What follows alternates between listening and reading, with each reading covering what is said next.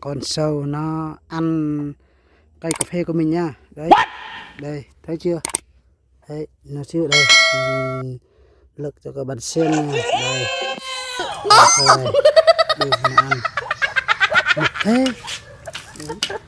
Con sâu này là nó ăn đủ, ăn hết cây cà của mình luôn này. Đó, bên này đây tại gó này đấy, mới lên được một cặp lá thôi nha. Đủ con sâu nó ăn hết. Chút nữa mình sẽ phun thuốc cho nó nha, phun thuốc từ sâu nha. Đấy, mình bò xong phân mình sẽ phun cho nó một lượt mà. Đấy, con sâu nó ăn đây, đây nó bò lên chạy hết lá luôn, kia không, rất là kia luôn. Đây, đô nó ăn cà của mình ha. Cái luôn. Sau này sợ nó cho nó sợ luôn. Đây. Con sâu đây, đồ mình không phong trước mọi người ạ. Đấy, mình mới bón phân phát triển ra nha mọi người nha. Đấy,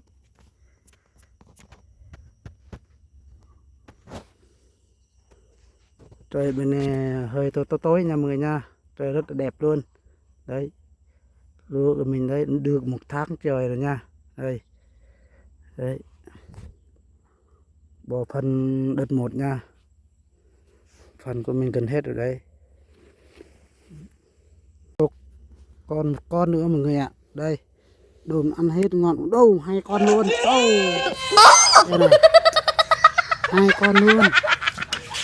Đấy, nó ăn ra đây, đâu nó ăn hết cây lá của tôi luôn. Đâu,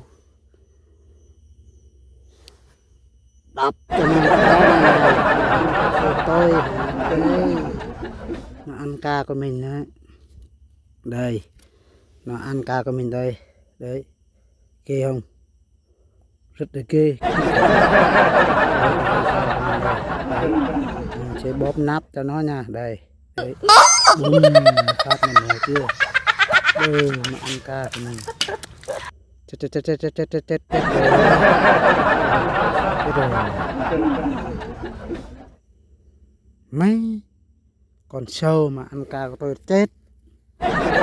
Xong rồi tiếp tục mình sẽ bón tiếp nha, xem cây nào có sâu nha mọi người nha. Đấy, đây mình đào như thế này thôi cho nhanh hơn. Đây, rễ bàn của nó đây. Rễ đây. Nó lên được một cặp lá đây này, cặp đây này.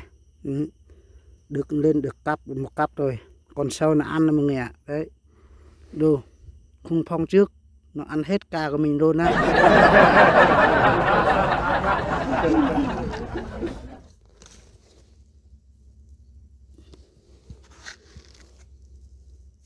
Biết con sâu nó có từ đâu rồi ta.